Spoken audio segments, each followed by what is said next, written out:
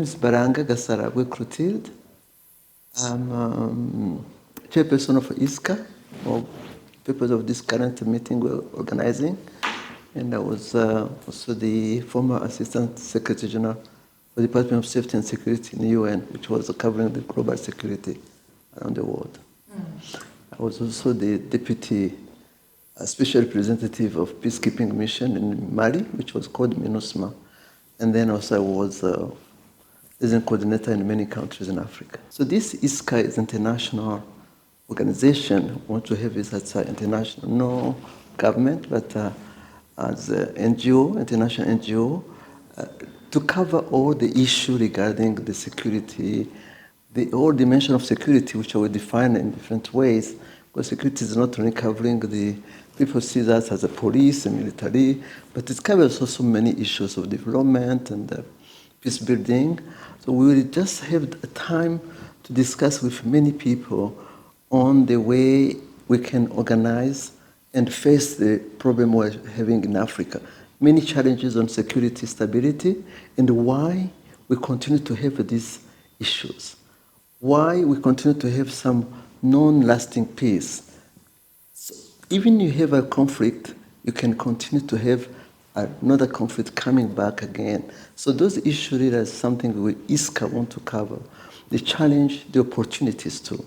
And I think Africa is evolving in a way of looking at their own problem, own solution, in a practical way, and bringing people together from all over, in Africa, but also in international era, when we can have many people interact together and focus on solution from the ground on our continent. So ISCA is really this international, no government organization which want to address it, and based in Kigali, Rwanda. Timely, if we look at today, I think the whole world is in a mess in this way. We are facing so many problems in Africa, but beyond. If you look at the global security today, we see a lot of threats.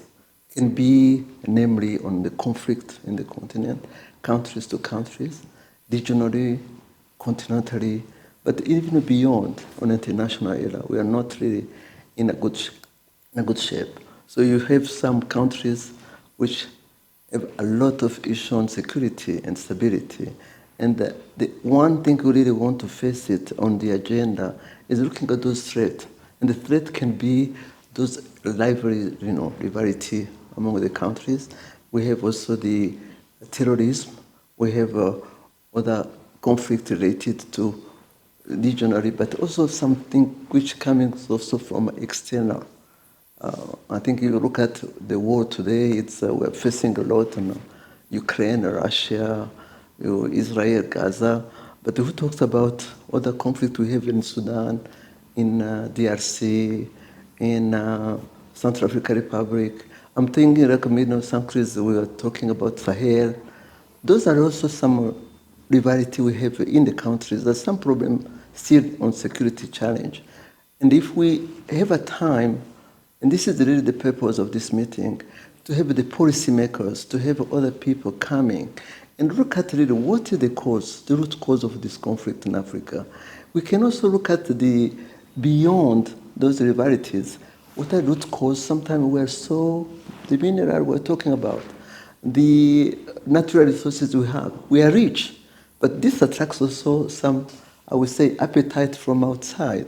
So how can we combine all these issues? So if you look at the agenda, we're going to talk about what is the conflict we have today, what are the challenges we have today on security issues, but also the root cause can be also those mineral, natural resources we have.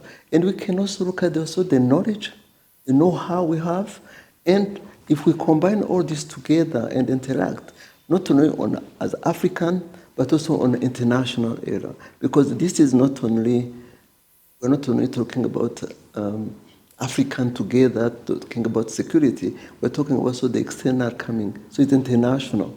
So this is why I think it's very timely to look at, and this agenda will cover many things. Another thing which is very good, not only the policymakers will be there, but also we have the security private companies coming up, the people who have some knowledge on technology, because we are just evolving on the technology, and it's very timely to look at those possibilities. We can just continue to see how we can stabilize those countries. But it's also the dialogue.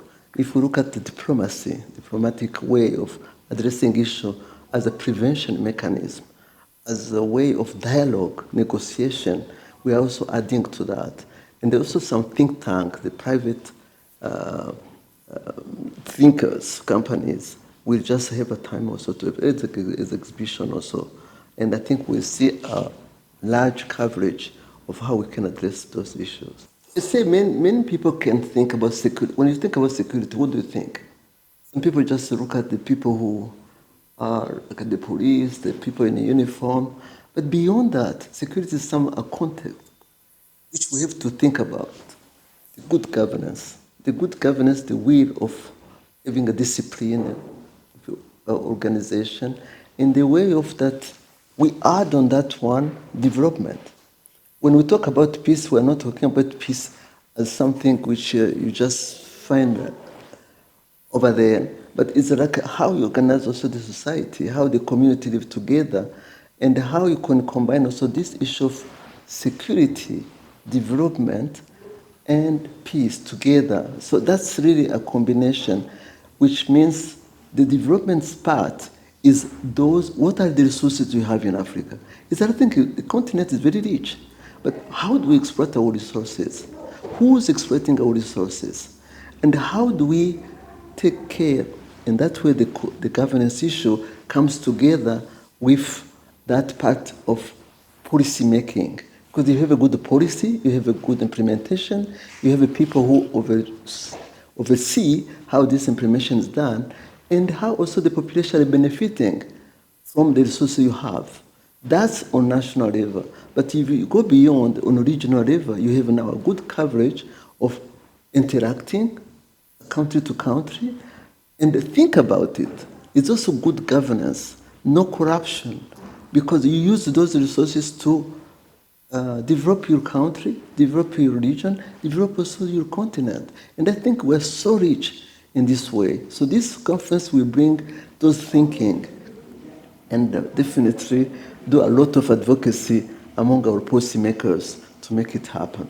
If you look at this conference, which is, by the way, the first initiative we are taking, it's bringing more than 60, 70 countries. I'm not sure how many people have responded. So far, I think it's 60 countries. And these countries are not only African, also from all over the world. We are bringing policymakers.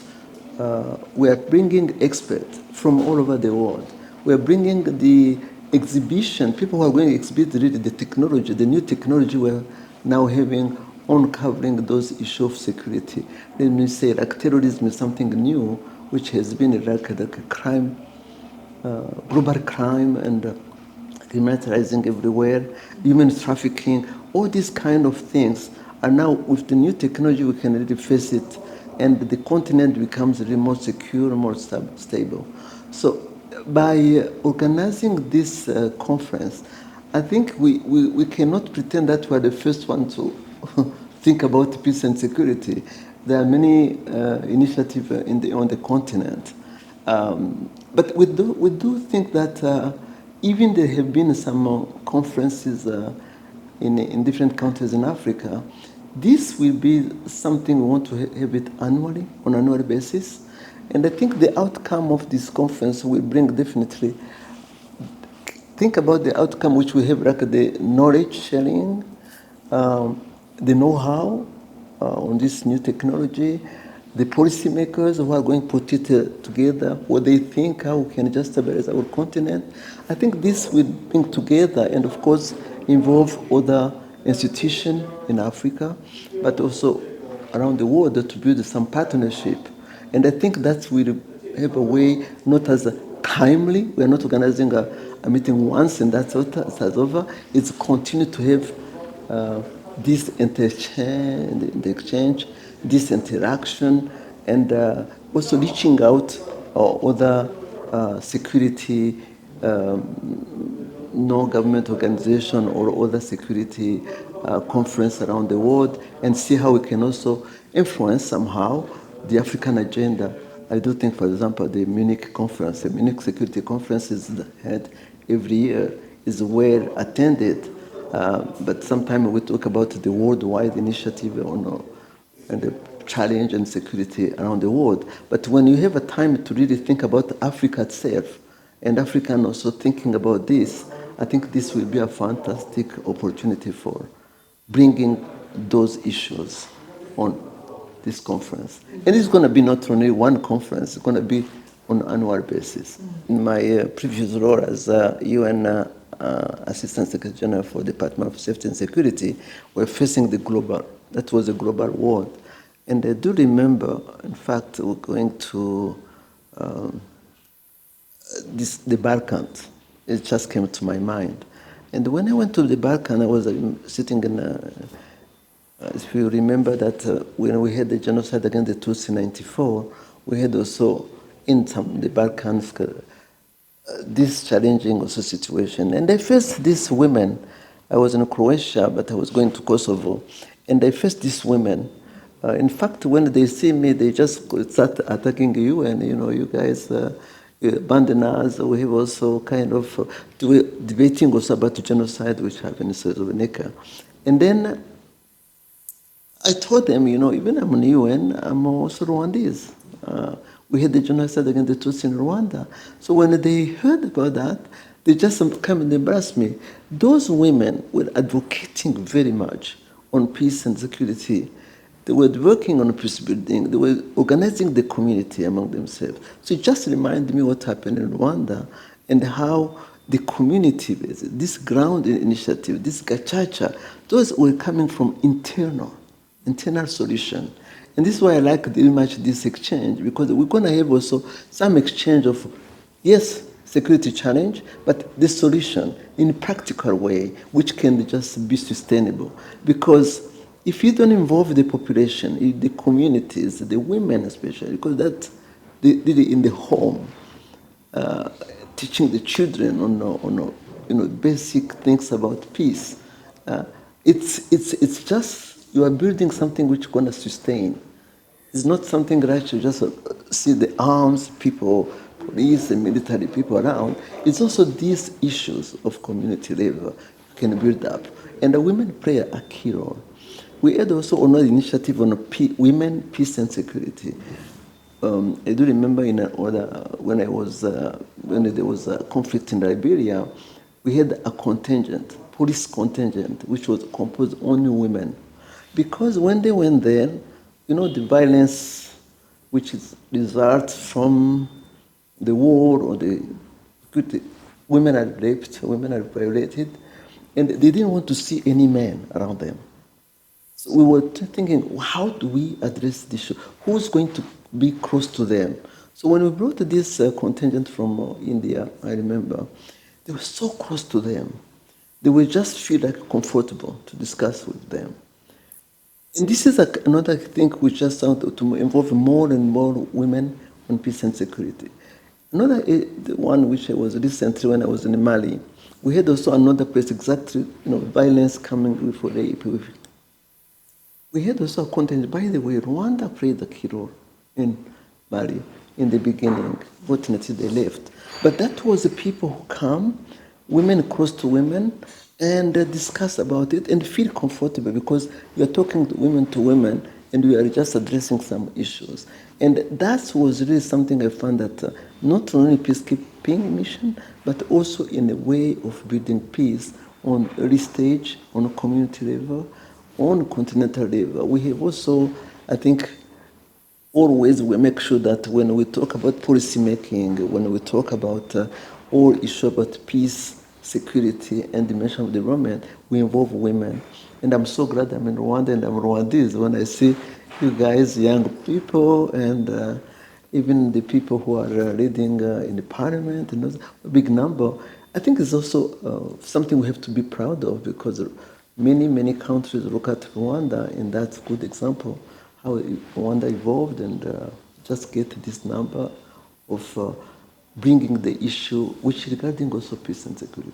By the way, on my early stage, I'm economist, and you wonder why I went to peace and security. But I just really, from my experience, see that even you talk about economy, you talk about, then I've also at the MBA, we're talking about business orientation, business whatever.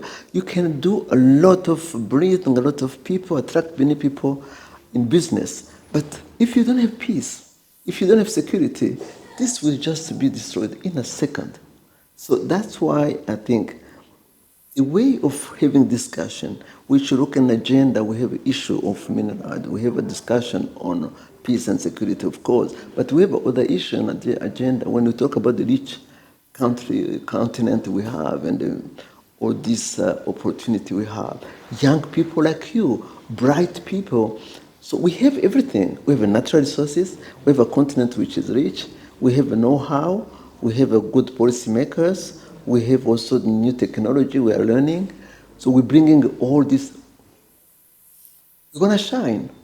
And this is exactly what this conference to me is showing also that we don't have maybe a stage when we expose who we are as African, who we are as a continent. And bringing this, even as the first initiative, I think our ambition is to continue to evolve, to bring all these policymakers, to bring international on the eye of Africa. Yes, we have African Union. Yes, we have international, but if you have those as an add value, we can also like interact with other people who have the same initiative on peace and security. Dakar Forum, Ethiopia also had another one, Kenya has another one, Ghana has another one on peace and security. But if we can continue to interact, I think we bring something which highlight the agenda of Africa on peace and security, but on international. I just quote what His Excellency President Paul Kagame always says. We are not small. Even if people look at our size, Rwanda is small, but is big in thinking. And we aspire to be always on high table because there is no shyness when you feel like you have knowledge, you have good thinking, you have a vision, you have a good governance, you went through a mass critical situation of genocide against the Tutsi. We had all these years of instability, but now you come to Rwanda, every single year, no, it's not even a year. Now I think I was told that there are so many conferences happening in Rwanda on international level. They are coming here. Why? Because they found a country which is secure, has stability. When you go outside, Rwanda is really, you feel like proud to be Rwandese. So when this thinking of saying, when you overcome a big challenge, security challenge, which is really unique this time of genocide against the Tutsi, we face the same problem of marginalization in Africa. We face the same problem in tribal in Africa. You face problem of corruption, of governance, of having your mineral resources, but you don't know how to exploit it and you don't have to use it. You don't have to have a leverage of bringing the population on another stage, from a stage of poverty to another stage. And you look at also in many countries, how many countries have the growth rate of 7% to 10%. How many? So I think when we make all this together, Kigali is the best one to have this conference. People will judge themselves, going even to memorial, visiting memorial.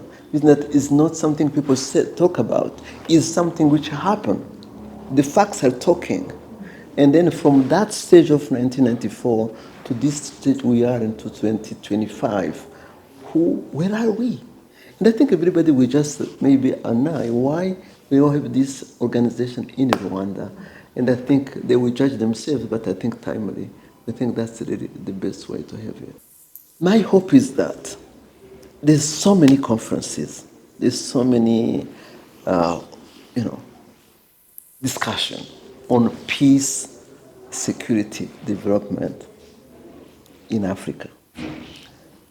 But when you look at the today world, I think people say now there's no more talking about the good governance. They're talking about transactional governance, deal to deal. If we are smart enough, we have the know-how, we have everything. How you sell what you have to external, and how you have also the external involve them in a good partnership. But the narrative, the definition is your own. Is your own narrative, and that's where we really. My wish, my vision is to how do we internalize our ownership of our security, peace and security solution in a practical way, not only talk, but in a practical way, how we implement this. And that's we can have a lasting peace, not always having like today we have peace and tomorrow we have another crisis. And then you bring all this peacekeeping mission. I think in the agenda we're going to talk about what do you see the perspective of peacekeeping mission. I have been there, I have been involved, and I will definitely on my stage to talk about this. But it's so costly. Is it lasting? I don't think it's bringing the lasting peace because nobody from outside will bring you peace and security. You have to think yourself what to do with that. And that's my little hope. That also the leaders in Africa can also embrace that vision of good governance and then combine with peace and security and the peace building.